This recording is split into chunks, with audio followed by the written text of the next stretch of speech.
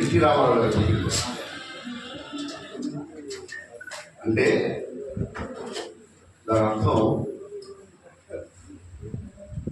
తెలుగు జాతి ఉనికి పుట్టిన రోజు.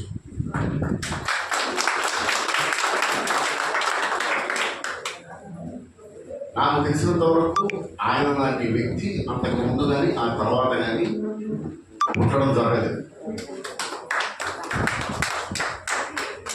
ఇప్పుడు ట్విట్టర్ ఓపెన్ చేస్తే ఎవరెవరు ఈ జడ్జికి సంబంధించినటువంటి జడ్జి అంటే అది నాకు జడ్జి ఏంటంటే దాంట్లో వినయకుండా పుట్టినవాళ్ళు, విషయం తెలియనివాళ్ళు, నాలెడ్జ్ లేనివాళ్ళు అని అర్థమా కాదు కదా. జడ్జి అంటే రేపటి బాట వేసేవాడు, వాళ్ళని తీసుకెళ్లాల్సిందే, రేపటి నడిపించాల్సిన వాడు. కానీ వాళ్ళు పెట్టేటువంటి ఆ ట్వీట్స్ చూస్తుంటే అస్సలేమి తెలియకుండా, సార్ కొంచెం జనం కనిపించడం, అస్సలేమి తెలియకుండా మాట్లాడుతున్నారా, అసలేమి తెలియకుండా పోస్ట్ పెడుతున్నారా అనిపిస్తుంది. కానీ నా ఒకట ప్రశంసిస్తూను విమర్శిస్తూను ఒక మనిషి శరీరాన్ని వదిలేసిన 30 ఏళ్ల తర్వాత కూడా ఆ మనిషి గురించి చర్చించుకుంటున్నారు అంటే ఆ మనిషి బతుకున్నాడు అనుకో. ఎవరి వల్ల అవుతుంది? 30 ఏళ్ళు ఆ మనిషి శరీరాన్ని వదిలేసిన 30 ఏళ్ల తర్వాత మీ ఇంట్లో వాళ్ళని మీరు మర్చిపోతున్నారే.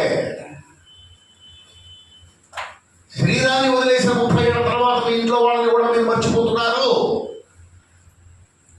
కానీ ఎన్టీ రామారావు గారిని గుర్తుపెట్టుకుంటూనే ఉంటారు. తెలుగు అక్షరం ఉన్నంత వరకు, తెలుగు మాట ఉన్నంత వరకు, తెలుగు మాట వినిపించినంత వరకు, తెలుగువాడు కనిపించినంత వరకు, తెలుగు జాతి, తెలుగు నాగరికత మనకి అర్థమవుతున్నంత వరకు, అనుభవిస్తున్నంత వరకు ఈ మనిషి ఆ బొగ్గ మీద వేలు పెట్టుకుని అలా కనిపిస్తూనే ఉంటాడు.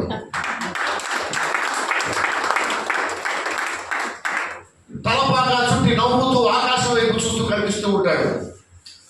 రా కదలి రా అంటూ చెయ్యడం ముందుకు చూపించి నడిపిస్తూ ఉంటాడు, మనకు కనిపిస్తూ ఉంటాడు. 30 ఏళ్ళు ఆయన శరీరాన్ని చాలించి 30 ఏళ్ళు గుర్తుపెట్టుకోండి.